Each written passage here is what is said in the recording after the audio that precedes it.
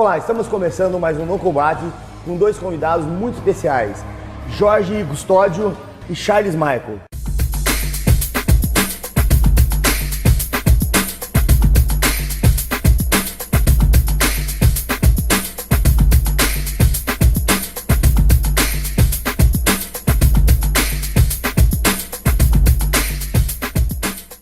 Tudo bom, Charles? Tudo bom, Jorge? Tudo bom. Os dois são referência aqui em Sorocaba e região no Kung Fu, na arte do Kung Fu. Jorge, fala um pouco pra gente do Kung Fu. Então, o Kung Fu é uma arte marcial, né, chinesa, né? Ela vem dos movimentos de técnicas, defesa e ataque dos animais, né? Criado pelos monges Shaolin na China, né? Existem estilos, né, de Kung Fu. Né? Isso, existem diversos estilos, né, formas de treinamento. Umas trabalham mais a parte chutes, outras mais a parte de mãos, né? Nós, especificamente, né, treinamos o estilo louva-a-Deus, que é mais parecido com boxe, mas também braço, pinça, e também o estilo garra de águia, muitas torções e chaves. Né? Então, esses dois estilos que nós estamos trabalhando em Sorocaba. Há quanto tempo você está em Sorocaba? Já? Olha, em Sorocaba, eu estou desde 1990, né? Com a academia desde 1993. Você é sorocabano, você veio de fora? Na verdade eu nasci em Goiás, morei 20 anos em São Paulo e desde 1990 eu já moro em Sorocaba. E já tem uma equipe de competição, tirando o Charles, a gente já sabe. Isso, é o Charles aqui, que é o nosso campeão, né? Nós temos também a equipe de competição e o Kung Fu também não é só a parte de combate, a gente tem a parte também de formas, de armas marciais, que também entra na competição, né? Como os katis, né? Conhecido também no Japão como katas, né? E essas competições também temos a equipe. O Kung Fu ele é oriundo da onde? O Kung Fu ele é da China mesmo. Vindo da China. Tem estilos que são do norte da China, tem estilos que são do sul da China. Há uma divisão também entre norte e sul. Acho que foi uma das artes marciais que mais prosperou, né? Acho que na década de 60. Isso, década de 60, 70. Eu mesmo comecei a me apaixonar, né, pelo Kung Fu. Saudoso Bruce Lee. Saudoso Bruce Lee, nos anos 70. E também pelos filmes mesmo tradicionais de Kung Fu que passava, né, na época num programa chamado Poltrona R, né, na televisão. E passava os filmes tradicionais. E aí que eu comecei a me apaixonar. Comecei a treinar realmente nos anos 80, né? Mas a gostar, a procurar, a entender a partir dos anos 70. Foi a minha infância, né? É uma luta, ela é muito plástica, né? Ela é muito bonita, né? Eu conhecia de longe, vamos dizer assim, o Kung Fu. Uhum. Uma vez que eu fiquei muito impressionado com o Kung Fu, assim, até eu fiz outras artes marciais, eu fiz taekwondo, fiz karatê, e se eu tivesse visto esse detalhe, eu tinha feito Kung Fu. Foi num campeonato, até comentei com o Charles uma certa vez, né, Charles? Que eu não imaginava, a gente viu essa parte plástica do Kung Fu, né? E eu vi um campeonato, o pessoal sai na mão.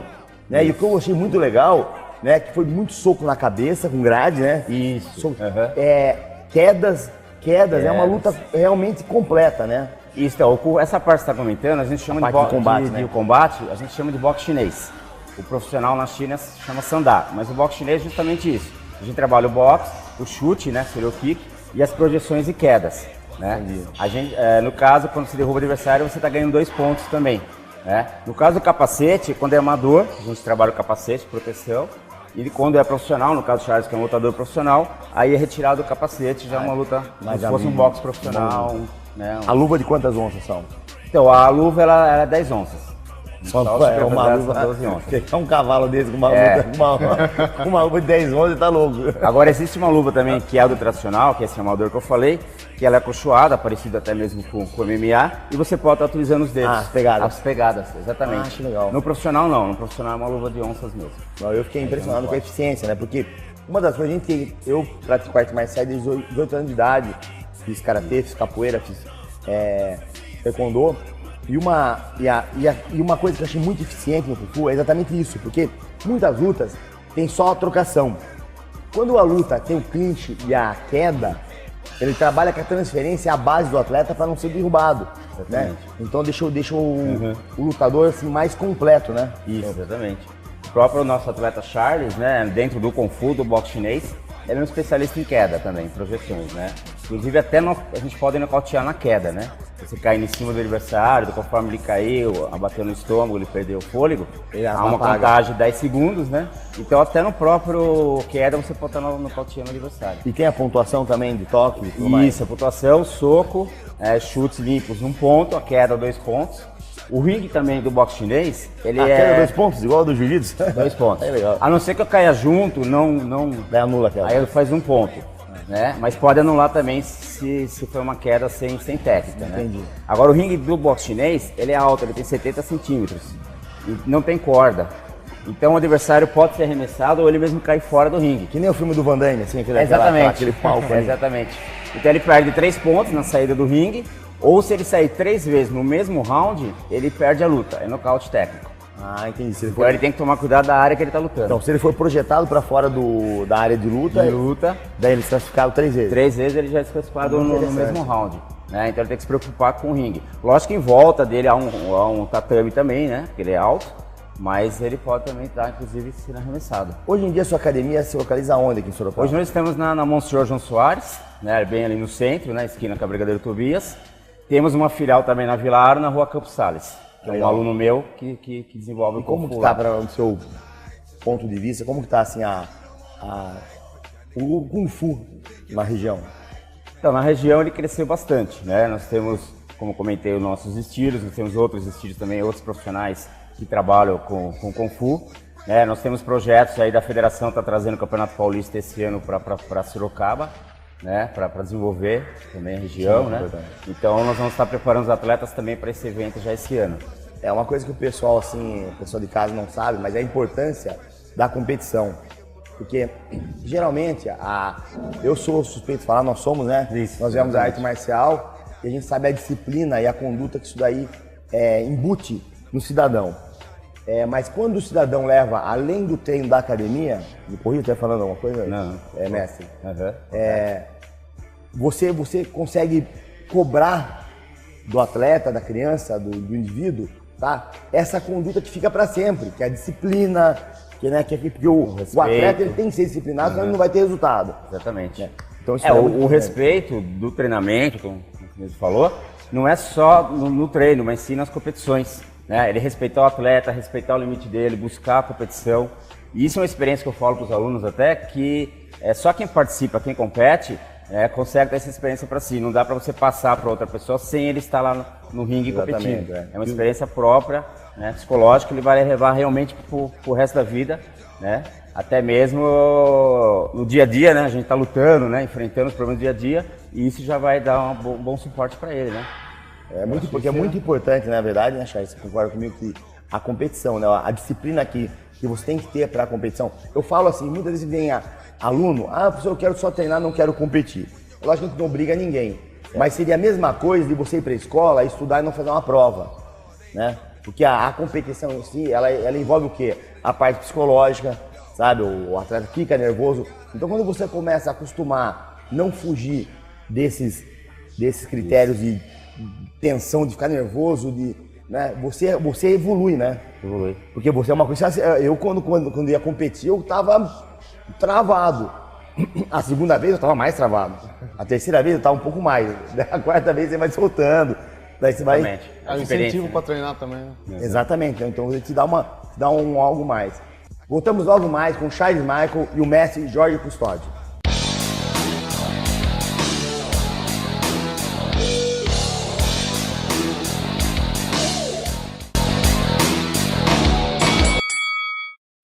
Mais do que segurança, a Atlantis te traz tranquilidade e a confiança que só uma empresa com credibilidade e tecnologia pode oferecer. Através do capital humano e da inovação tecnológica, entregamos as mais completas soluções de acordo com as suas necessidades, sejam elas em segurança patrimonial, pessoal ou em transporte de valores. Fale com a gente, conheça nossa estrutura e saiba mais o que podemos fazer por você.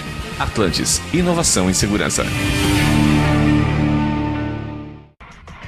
Motorista, use as setas para evitar acidentes no trânsito. Sinalize com antecedência para indicar as manobras. Antes de realizar qualquer deslocamento lateral, use as setas para avisar os outros condutores. Sempre que for virar à esquerda ou à direita, comunique-se por meio das setas. Quando entrar ou sair do estacionamento, sinalize com antecedência. Deixar de usar a seta constitui infração grave, punida com multa de 5 pontos na CNH. Vai mudar de faixa ou direção? Sinalize sua intenção. Estamos falando agora com o mestre Jorge Custódio, do Kung Fu. E eu queria saber, mestre, como que é a graduação do Kung Fu? Então, a graduação do Kung Fu, ela tem as faixas de grau, né? Primeiro grau, que seria branca, amarela, laranja, né? Até marrom, ponta preta. E depois ela vai entrar faixa preta e depois vem os graus de Dan, né? Na Federação Internacional, os graus de Dan vão até o 10º Dan, né? Mas aí o atleta ele tem que ter a idade também suficiente para ir alcançando os Dan. No caso, é 6º Dan. E para ser mestre, qual que é a graduação que tem que ter? Então, a partir do 6º Dan você já é considerado mestre, né?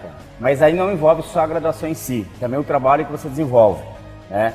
Formação de atletas, competidores, eventos, né? Então tudo que você faz em prol do Kung Fu, ele também é contado para sua graduação. Realmente, eu estava até hoje mesmo, né? Conversando com alguns alunos meus, referente a isso daí, né? O pessoal que não quer ser graduado, eu falei, não sei se você vai concordar comigo, mas a gente que é professor, duas coisas que irritam a gente. Uma é quem pede faixa e a outra é quem refuga a faixa, porque está duvidando da nossa capacidade de julgar. Então, uma coisa muito importante que fala é exatamente isso aí, são os critérios que determinados indivíduos têm na determinada faixa. Então, uma pessoa com mais idade, né? Eu sei se você respeita também esses critérios, né? Sim. De repente, porque tem o lutador, se ele for muito bom lutador e não tiver princípios morais, não tiver princípios de conduta dentro do tatame, eu não graduo. Certo, não, exatamente, isso não pode ocorrer mesmo.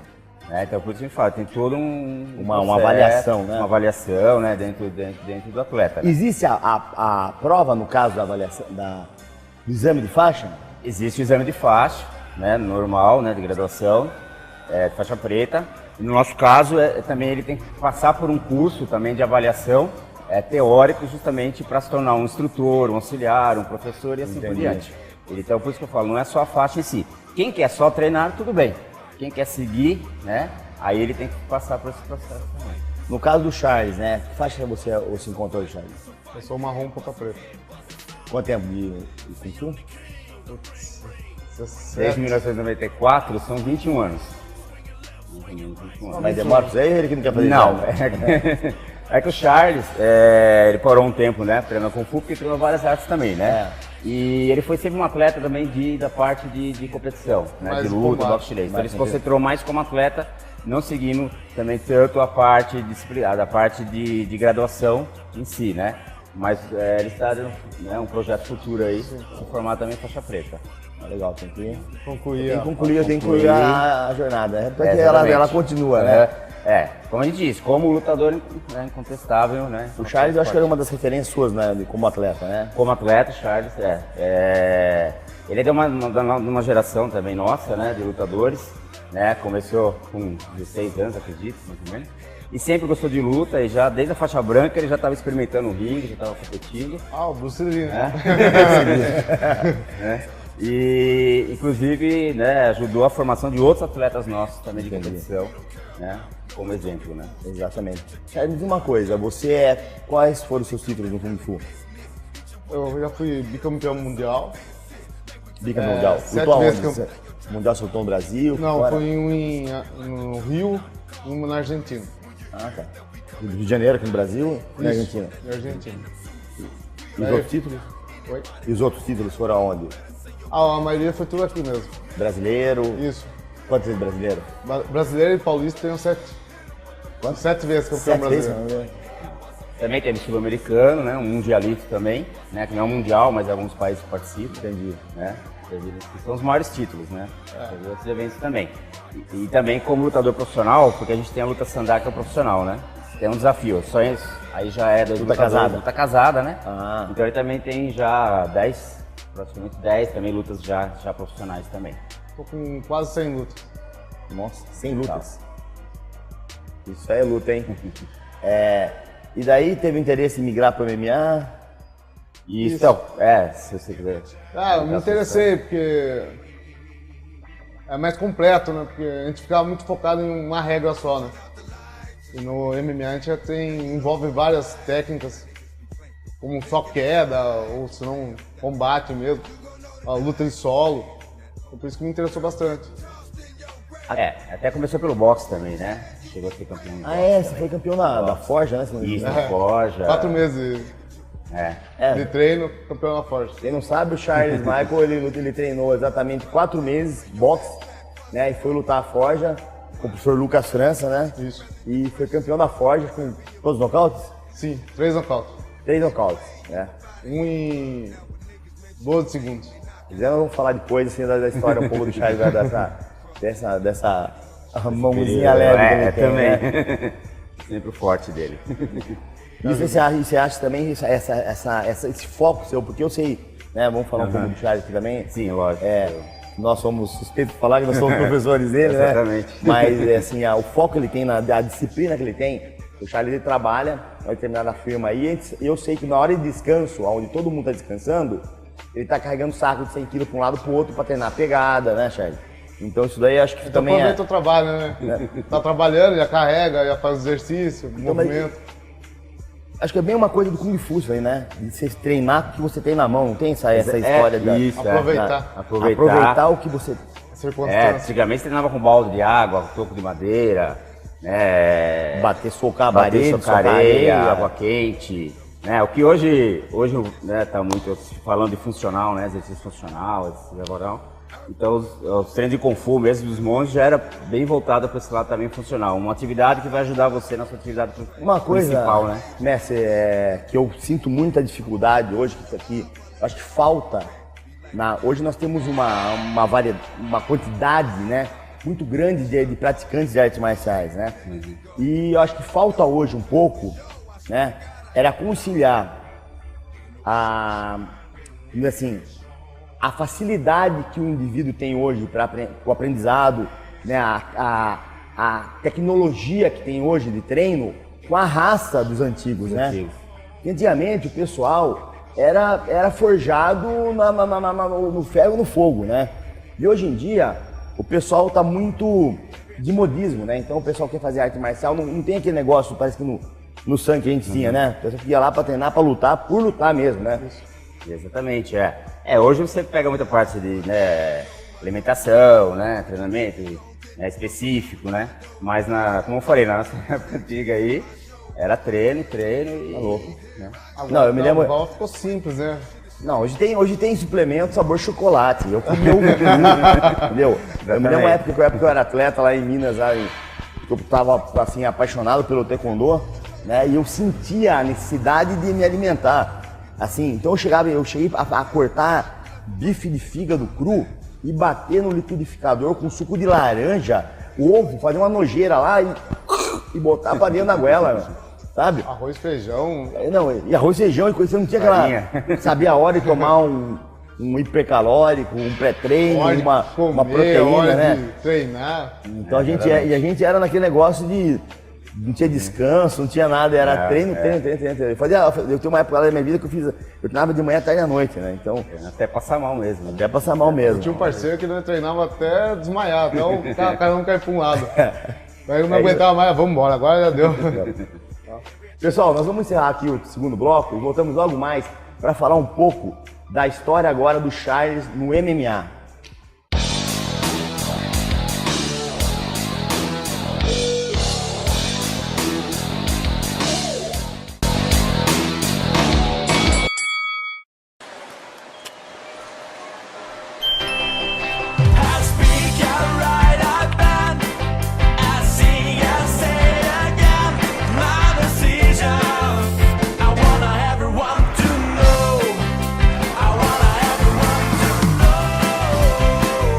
Para salvar vidas, não basta querer doar, tem que avisar. Converse com a sua família e seja um doador de órgãos. A TVR apoia essa causa. Todos os dias, meninas e meninos são vítimas de muitas formas de violência. E o pior é que muita gente finge não ver nem ouvir e silencia. Não desvie o olhar. Fique atento. Denuncie. Proteja. A responsabilidade de proteger as crianças e adolescentes é de todos. Procure o Conselho Tutelar ou Disque 100. Secretaria de Direitos Humanos, Governo Federal. Estamos de volta com o atleta Charles Michael e com o seu mestre Jorge Custódio. Charles, me diz uma coisa, tá? Agora vamos falar um pouco mais de MMA. Vou tentar. Você, quando se interessou pelo MMA, foi assim, visando o retorno financeiro ou foi por vontade de não sair na mão? Um prazer mesmo de luta. Eu tinha uma cunhada que ela me apresentou a você para treinar MMA. Daí, desde então, começamos no jiu-jitsu, aí fui aprimorando e gostei da pegada, então, tinha muito mais a ver comigo. Não, o Charles é um exemplo, quem não sabe, o Charles ele é detentor de todos os recordes e todos os grandes eventos do Brasil. O Charles tem um nocaute mais rápido, entendeu? Então ele tem uma história assim bem positiva no MMA, né? Que infelizmente pelos problemas de patrocínio não deu para ele seguir, né, Charles? Isso. Então assim, deu um tempo, mas tá na estrada ainda, entendeu? Eu acredito muito no Charles. Eu tenho certeza que um atleta do nível dele, independente da idade que ele tenha, né? Ele é um cara que ele tem já tá com uma certa idade, né? Mas ele tem uma condição física, porque a idade não é a gente fala como professor, né? Exatamente. A gente sabe que a idade não é o que o RG manda, né? Mas sim a condição física. Não tem lesão, tá zero, se botar um monte de moleque de 18 anos aí, o Charles tira pra nada, entendeu? Então isso eu tenho certeza que uma hora ou outra a gente vai ter o Charles de volta aí nos eventos nacionais e talvez nos internacionais. Charles, me diz uma coisa, agora eu vou falar um pouquinho. A primeira luta do Charles, como foi? Tranquilo. Tranquilo? Né? Do qual? Aquele GP que você lutou lá. Lá em São Roque. São Roque. Não, antes disso o Charles tinha feito uma luta. Né? E eu fui lá buscar ele na casa dele pra luta, né? E a esposa dele, né? Eu comentei, ela nem olhou na minha cara, uma cara de bicho, mano. Dona Onça olhou pra mim e falou que ela queria voar no meu pescoço. Daí aconteceu, só que eu acho que o Charles estava competindo há muito tempo, não estava trazendo dinheiro pra casa. Daí teve um GP que ele pegou uma bolada na época, né, Charles? Isso. 2 lutas também.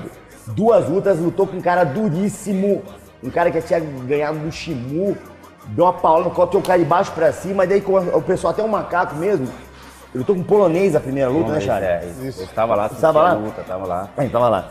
Daí ele deu um soco na cara do cara, abriu a sobrancelha do cara, resumindo, mas o que foi legal foi que a esposa dele, a gente não conhecia, a gente não me conhecia na época, né? E achou que era mais uma bagunça dele, porque o Charles... Ele achava que era muito agressivo, muito violento. Muito violento, né? Não conhecia, né? Não conhecia. Na época não era tão divulgado o MMA. Exatamente. Daí, e graças a Deus foi uma bolsa relativamente alta na época, né, Charlie? Daí voltou, daí ela viu que era um esporte mesmo, uma profissão, né? Isso. E de lá pra cá, né, a gente continuou nessa estrada, né? Lutou Max Fight, 9 segundos, contra o Rafa Furacão. Também uma luta, assim, muito memorável, né, Charles? Um pouco rápido, né? O Jungle Fight também, 9 segundos. Jungle Fight foi 7 segundos. Jungle? 7. 7? Não lembro. Tão rápido que ele não lembra. Não, mas aquele ele tava batendo, ele não lembra. Eu tava marcando o cronômetro. No Jungle... Eu tava do outro lado. Eu tava do outro lado. Nossa, 7 segundos dentro do tatame. Com o aluno do Lyoto Machida, né? Que era uma luta, teoricamente, que era pro Charles não ter perdido ela. O cara tava vindo de vários locais também, um cara muito duro. E o nosso atleta foi... Vocês vão ver aí, acompanhar no vídeo aí, essa luta, né? Foi uma das melhores lutas pra mim do Charles, foi um adversário muito duro. Daí que mais, Charles? Qual outra luta mais que você acha que foi memorável? Do Carioca também foi. Itu, IVC. Aquela foi. IVC, porque ele teve um tempero... Muito marrento. Muito marrento. O Charles é um lutador muito humilde. Dançando funk. Sabe? O cara pegou um carioca, 1,90 m. E ele tem, vocês vão acompanhar no vídeo aí, que ele entra com cara de boi sonso. Ele entra com aquela carinha assim de boi sonso. E esse cara, que foi legal, que ele estava num outro vestiário com outros atletas amigos nossos. E ele estava aterrorizando devido à força da pancada que ele estava, entendeu? E o cara entrou correndo. Vocês vão acompanhar no vídeo aí, né, Charles? Eu lembro também. Você lembra também? Pra quem não sabe, o cara teve amnésia, tá? Até hoje ele não acredita que ele perdeu aquela luta, mesmo ele vendo no vídeo, né? Então o Charles, ele é um lutador de altíssimo nível, né? E que infelizmente devido a alguns problemas de patrocínio, tá? Ele teve que sair do circuito, né? Não foi por lesão, não foi por nada mais, por vontade, foi simplesmente por falta de apoio, né? Que ele teve, que infelizmente nós perdemos, aí Sorocaba perdeu uma referência no MMA, que poderia ser uma referência no MMA mundial. Eu falo porque eu sei muito bem a grande quantidade de hoje de atletas que lutam o UFC. Maldonado foi meu aluno durante 11 anos, Feijão, meu amigo, até o mesmo Rogério Minotauro. O Minotauro eu conhecia antes, na época do Pride, antes do UFC, entendeu? Então a gente sabe qual que é a trajetória, né? Então quem tem um apoio conseguiu chegar lá, né? Então o Charles, eu tenho certeza que era um atleta que poderia estar lá representando o Brasil de uma forma bem honrada, bem profissional. E como tá a tua vida hoje, Charles? Treinando um pouco, só que não tô treinando que nem eu queria por causa do meu trabalho, né? Não tá dando pra subir o giro, né? Como tu fala. E lá a temperatura é um pouco alta, então você tá meio esgotado da área do trabalho. 60, 70 graus, então você então chega em casa, tá meio moidinho. Ele, né, foi fazer ia ter uma luta, daí a turma pegou e botou ele num 30 metros do chão, parafusando uma torre lá. Ele, fiquei treinando pegada. Ele tinha louco, meu. Tá perdendo peso. Perdendo na dieta, né? Eu aproveitei e perdi peso. Exatamente, isso aí, ó. A sua última luta foi contra quem? A última foi a do Warfight. Fight lá em... Aquele paintball e... Foi no Ibirapuera. Muito bom, Ibirapuera, nós temos imagens para vocês conferirem aí também. Foi um evento muito legal que teve, que eram 5 lutas. O Charles lutou com categoria acima do peso, né? 100 quilos. 100 quilos, entendeu? Quantos segundos ganhou? Eu não lembro. Deu 1 minuto e pouco. Do nocaute também. Aquela regra é diferente, né? Há 10 minutos, só que não tinha marcação de pontuação. É um evento muito legal que aconteceu lá em São Paulo, no Ibirapuera, que foram assim, era paintball. Então a equipe ela era assim, 100 quilos, 90 quilos, 80 quilos, 70 quilos, 60 quilos. 5 atletas entravam, participavam do paintball. Disputavam no paintball. Depois acabava o paintball, tirava o equipamento e ia sair na mão. 5 áreas de luta, já ia pra luta. E o Charles, né? Tudo ao mesmo tempo. Na verdade, a nossa equipe, os 4 ganharam, né? Sim. O único que perdeu, infelizmente, foi um que não é atleta nosso, mas ele tá tentando ser. É o Chocolate, que é da capoeira. E ele não tava nem treinando, foi chamado de última hora e mostrou Me surpreendeu ainda. Realmente é um exemplo de muita garra, de muita dedicação que o Chocolate fez, né? E infelizmente estamos encerrando aqui mais um programa. Né? Obrigado, Charles, pela presença. Eu que agradeço. Obrigado, Jorge. Eu agradeço. Tá? Pessoal, espero que tenham gostado. Até mais aqui no Combate.